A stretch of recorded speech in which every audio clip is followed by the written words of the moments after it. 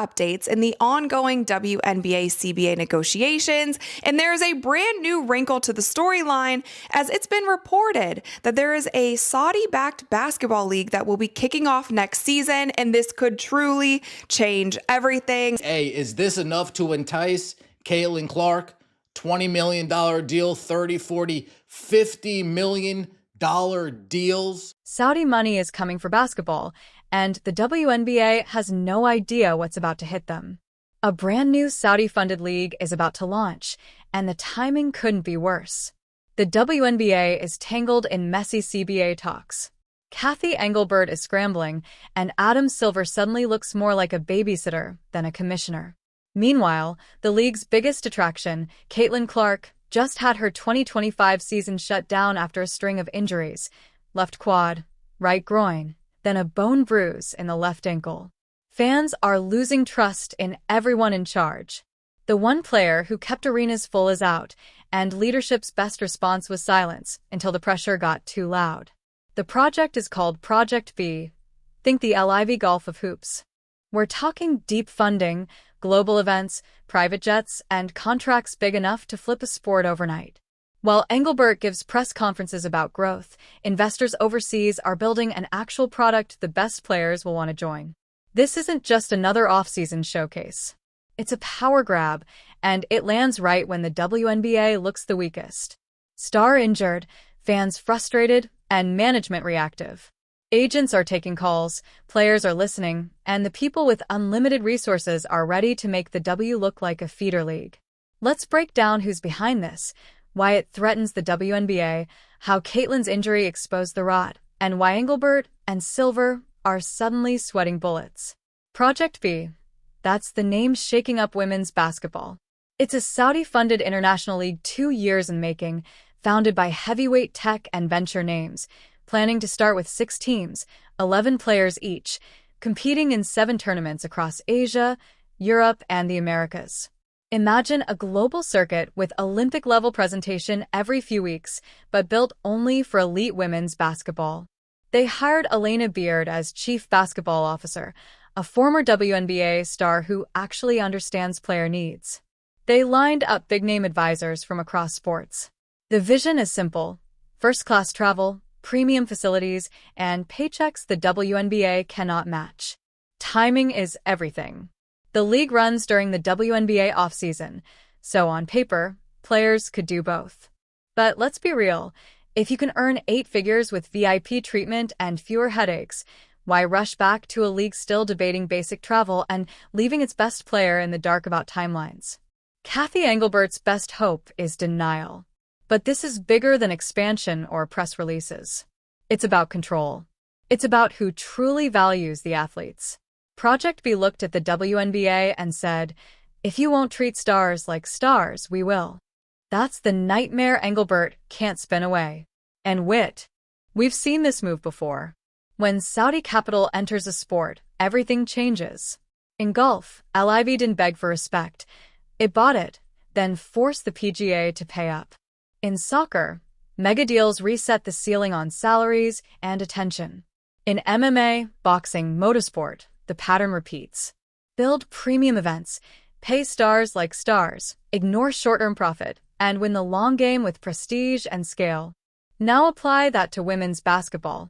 The WNBA is still fighting for decent broadcast windows. Meanwhile, Saudi organizers stage spectacles that look and feel like world championships every weekend. They don't nickel and dime production. They don't wait on 3 boards and 5 committees to approve a charter flight. They just do it. Cathy Engelbert talks about a sustainable future, while the future is literally wiring money and booking arenas overseas. She's building slides, they're building an ecosystem. They don't chase ad points, they chase ownership of the conversation. And when they decide to compete, they don't aim for second place. So when a Saudi-backed league offers $10 million to $50 million for a single season to a WNBA MVP, the question isn't if someone says yes, it's who goes first and how many follow. That's the level of leverage Engelbert and Silver handed away by moving slow, paying light, and hoping speeches could stand in for strategy. The truth is simple. The WNBA acts like money is the problem. The Saudis act like money is the solution. Let's stop dancing around it. Pay drives everything. The average WNBA salary sits around the low to mid six figures. The top end barely grazes what an NBA assistant might make. Yet these women sell out arenas, boost national ratings, and carry full marketing campaigns. The math doesn't respect the product. Kathy Engelbert says the league is growing. Great. Then why aren't players seeing it in their checks? The W even raised outside money in 2022, but that didn't change the day-to-day reality for stars asked to carry the whole show. When progress means new hashtags instead of new salaries, players notice. Now line that up against a global league offering private travel, elite facilities, and an order of magnitude more cash. 10 times the pay isn't a perk, it's a life decision. It pays mortgages, families, foundations, and future businesses.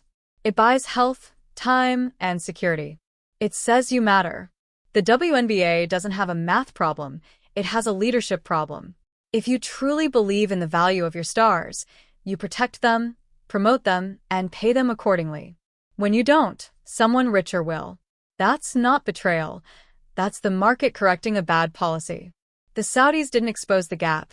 They just showed how big it really is and how fast it can be closed when people in charge decide the players or the product, not the expense. Right as Project B heats up, the WNBA walks into a CBA minefield. Players want a real revenue share, not fixed numbers that don't scale.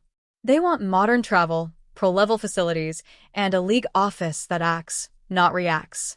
Instead, the opt-out clock ticks, tension rises, and the message from the top is, we're confident. Confident in what? In losing the locker room. Then came the Clark timeline, limited to 13 games, last appearing in mid-July. Then a cascade of setbacks. Left quad, right groin, ankle bone bruise, ending in a season shutdown, and a fan base furious at how long clarity took. It confirmed the worst fear. The W talks a big game, then disappears when it has to protect the star, who keeps it alive.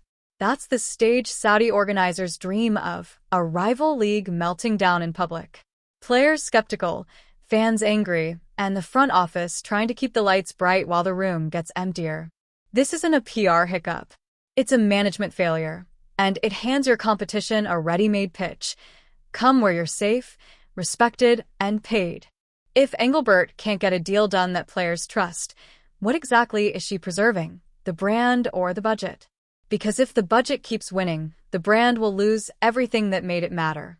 Basketball is global. The WNBA still acts local. Project B is built like a world tour. Paris 1 month, Singapore the next, Sao Paulo after that. 7 premium tournaments means 7 chances to reach new markets with the best women's players on earth. Staged like main events, not time slot fillers. The WNBA chased awareness in a handful of U.S. cities. Project B chases audiences across continents. That means different sponsors, bigger site fees, destination travel, and massive earned media. It also means stars become global names faster. Caitlin Clark in Paris, Aya Wilson in Singapore, Angel Reese in Dubai. That's not a poster, that's a growth plan. While Engelbert talks fan engagement, the other side buys it.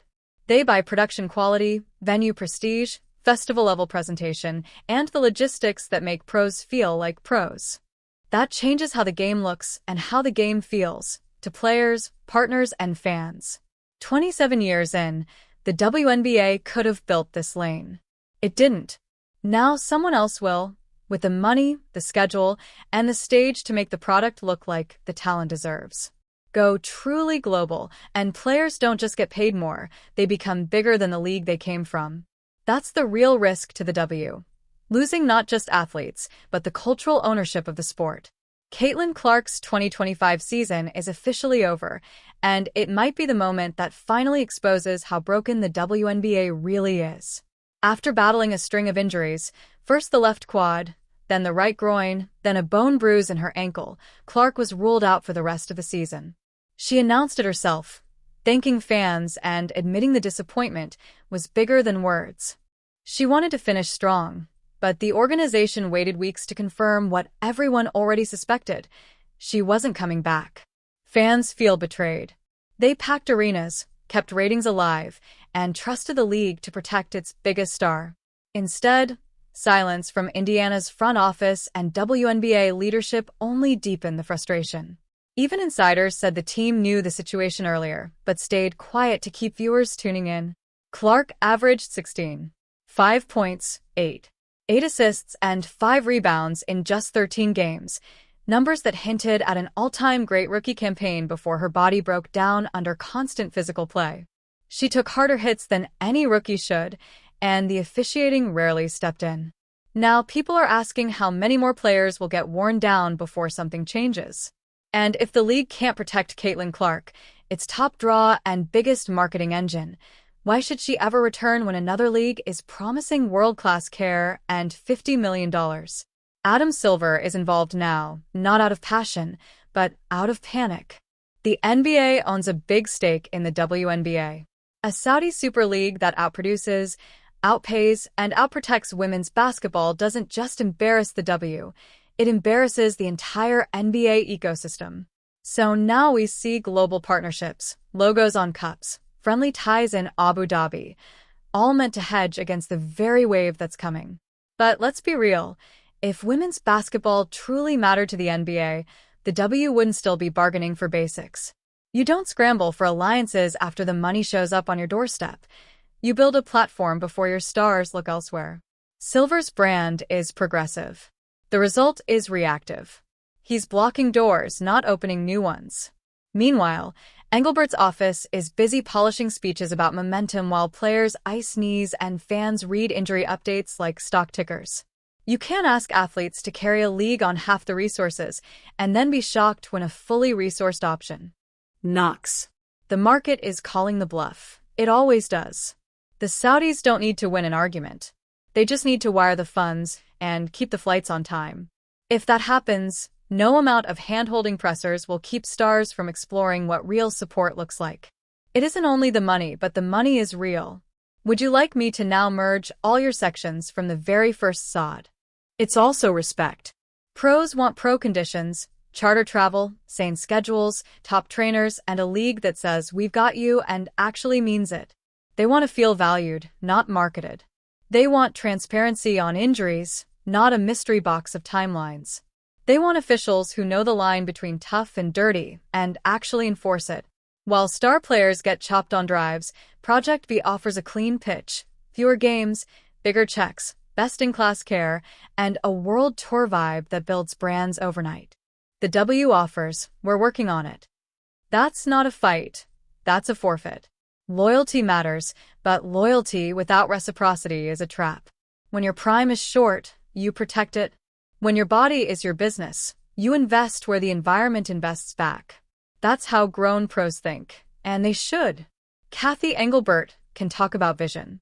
Players will follow infrastructure and income. Adam Silver can talk about support. Players will follow safety and scale. If those things live somewhere else, the decision becomes easy and fast.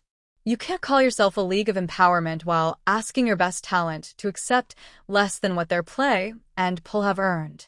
Empowerment is a budget line, not a buzzword. Clark's injury didn't just end a season. It ripped the curtain down on everything the WNBA has been hiding. Attendance dipped the moment she went down.